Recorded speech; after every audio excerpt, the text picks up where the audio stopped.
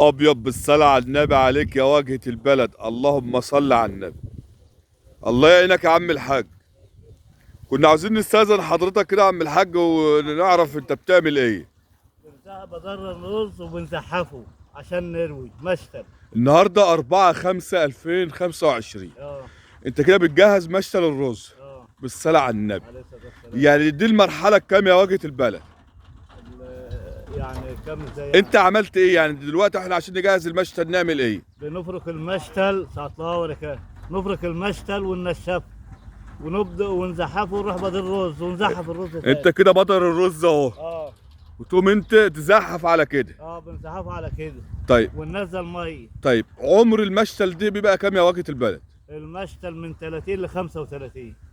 عمر 30 ل 35. اه. لو عندنا فدان وعاوزين نجهزه المشتل دي يعوز قد ايه؟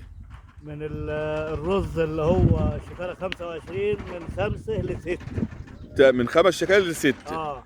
طيب بالصلاة على النبي، انت ان شاء الله بدل رز ايه؟ عامل مشتل رز ايه؟ سوبر. سوبر. اه. ايه الفايدة يعني في السوبر؟ حلو مش وحش. بالصلاة على النبي عليه عليه. الصلاة والسلام. ماشي يا خالة، الله يرزقك.